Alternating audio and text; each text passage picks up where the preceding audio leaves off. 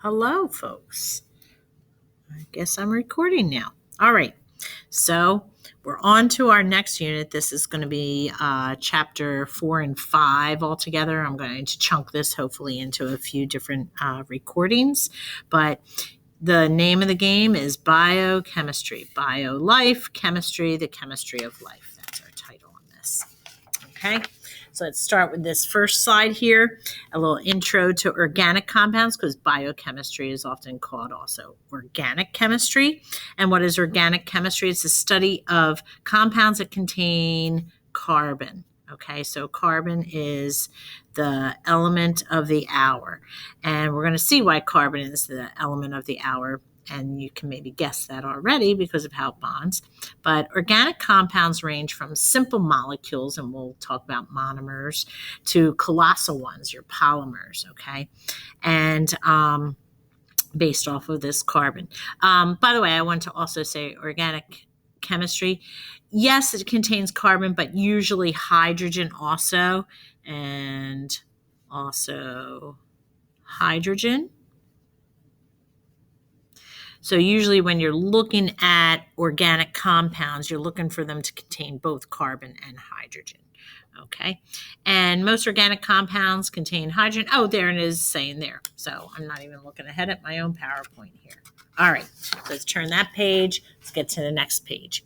The carbon atom. All right. Electron configuration, aka the dot structure. You know that that's carbon with its 4 dots, and you want to symmetrically arrange them around, is the key to that atom's characteristics. Electron configuration determines the number of bonding sites, okay? And you know that we'll get those 4 bonding sites off of carbon. It has 4 valence electrons, again, for the bonding. They call it that also this tetravalence. That's just another term there for biology students to know. Molecules with multiple carbons bonded together to 4 other atoms has a tetrahedral shape. Tetrahedral shape, I try to draw it like a you can't quite draw it like in a 3-dimensional thing, but or 3-dimensional kind of shape here.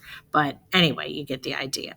However, when 2 carbons are joined together in a double bond, then we have more of a flat shape, more of like a 2-dimensional shape. So, and we were talking about this when we talked about the covalent network bonding. Okay, so we get 3D when you're using all 4 things, but when you're getting that double bonds going, and then of course when you get triple bonds going, you'll get even a linear shape. Okay, so that's the carbon atom. Let's go on to our next one. Okay, and so the other atoms that you usually see: carbon, hydrogen, oxygen, nitrogen. We're looking at the bonding sites. We know all this from doing our Bohr models, okay? So bonding sites also can say, with structurally, hydrogen has 1 bonding site, oxygen has 2. We put it at an angle like that. Nitrogen has 3. Lone pairs, let's not forget lone pairs on there. Okay, and carbon has the 4 bonding sites, no lone pairs, so it's going to be very symmetrical. Okay, next slide then. This is the PowerPoint that's on the classwork tab. Okay, molecular formula. Okay, we need to know the difference between molecular formula and structural formula. I like to say when it comes to molecular formula, we're looking at the number and the types of atoms. So like a simple molecular formula such as H2O or C6H12O6 is telling us there's 2-to-1 ratio of hydrogen to oxygen. So you can see the types of the atoms involved and also the ratio of them or the numbers of them. For structural formulas, though, it's going to go one step further to also show the arrangement. So it still shows us the number, the types, but also, in addition to that, the arrangement. And you're going to hear me say throughout the whole year, shape matters. So really, the structural formula is more important. If we look at these molecules here, you can look at water over here, and you can see different kinds of structural formulas, like the ball model or the stick model. Okay, here's the Bohr model here, and this is just the dot structure. But what we're going to be getting into is definitely looking at bigger structural formulas. And you take this is all glucose. Each and every diagram here is a diagram of glucose. Why can it be linear like this? Why can it be a broken ring here? what is different about this ring that's different about this ring, and we're going to see all that. So structural formulas are very important. Now, how important are structural formulas? We're actually going to look at, and why do I always say shape matters? Take a look at these two molecules. Here is natural endorphins. I don't know if you guys know what endorphins are, but endorphins are natural painkillers that your body produces. And what they do, here's the natural painkiller, they fit like a key into a lock into your endorphin receptors on your pain nerve endings. And when they do, they kind of shut down that pain. All right.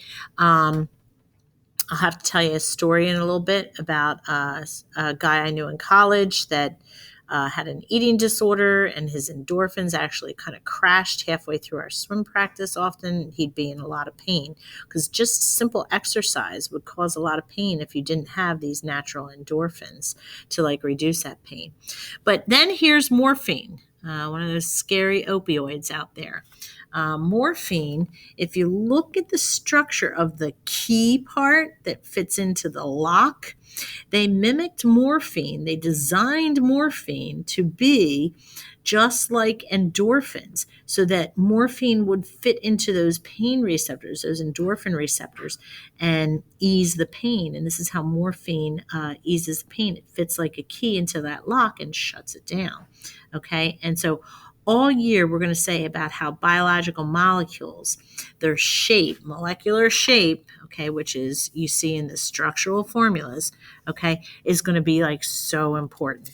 You'll hear me all year say shape matters. The shape matters.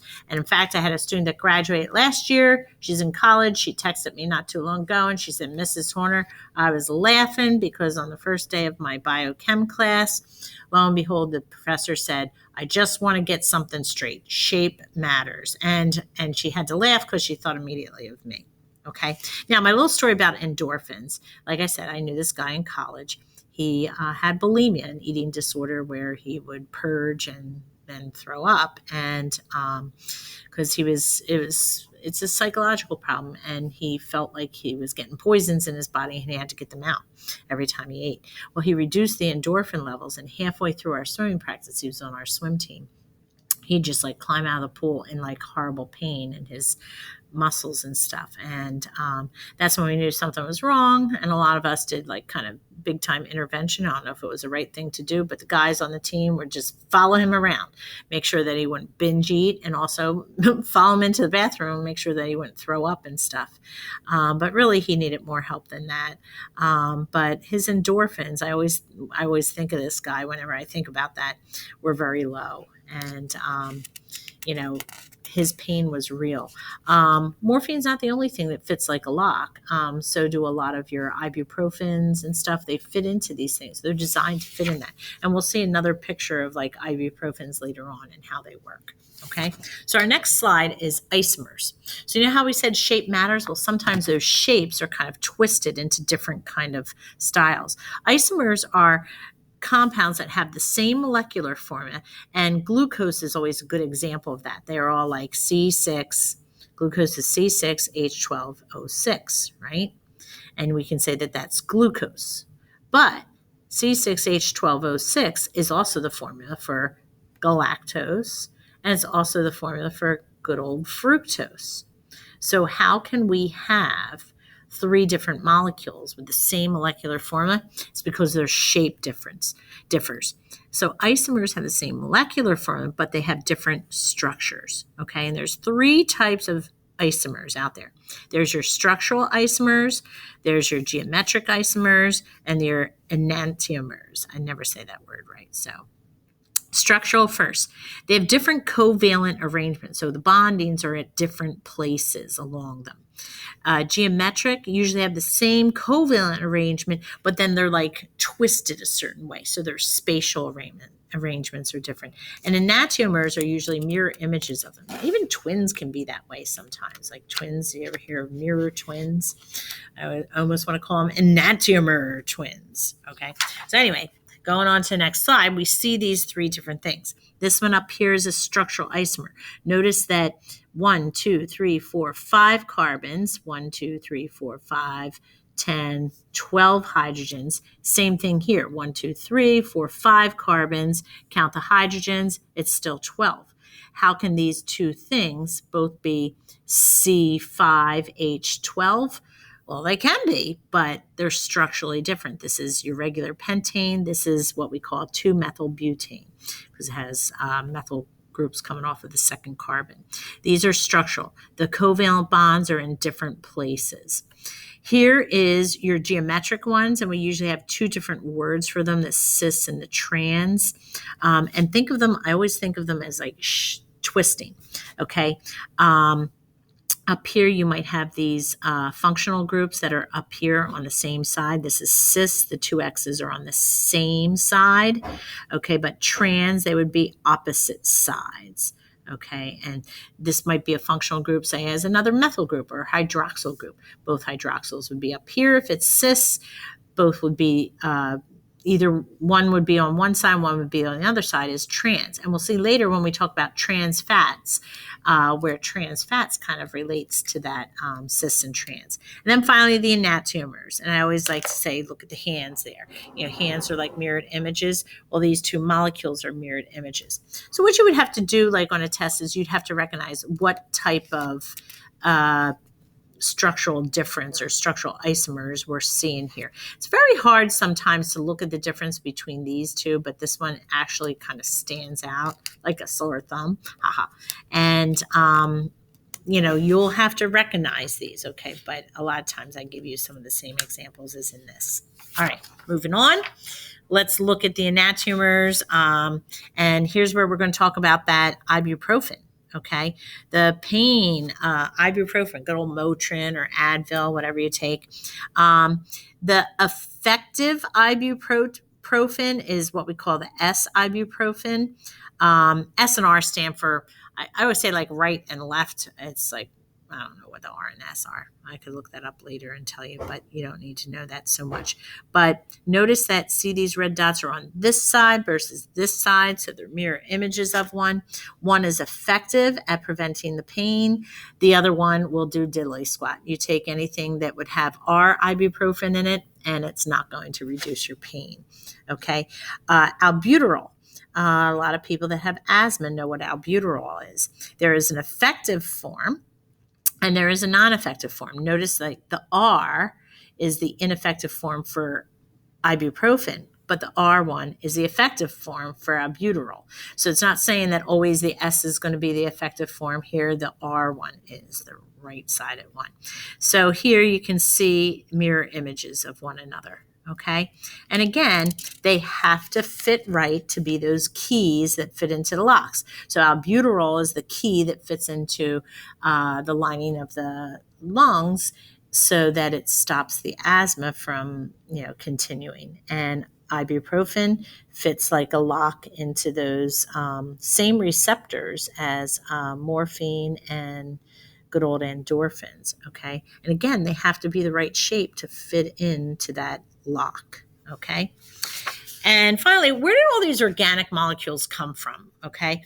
And remember, this is all like an introduction. So if you're looking at your outline, this is still all under Roman numeral 1. And I'll show you my little like brief outline here. So we're still under 1. We've talked about the carbon atom. We've talked about molecular and structural formulas. We just finished up isomers. So now we're going to talk about the origin. We're going to stop this video after that and just talk about some of these other things after that. But just so you know where we are. So where do these organic compounds come from? Because organic means it was produced by a living thing. But yet organic compounds make up living things. So we kind of have a which came first, the chicken or the egg kind of situation. And, which came first, the organic compounds or the organisms that make the organic compounds? But organisms are made up of organic compounds. So you can see which came first. Well, there's a lot of theories out there, and they do tend to converge. But one, sometimes it's called the atmospheric theory. Sometimes it's just called the Stanley Miller-Harold Urey theory. Sometimes it's even called the theory by a Russian scientist, which I'm forgetting the name right now. Get back to you on that. Alexander O'Parent, excuse me. So Stanley Miller and Howard Urey had this idea that if they took a look at what the atmosphere looked like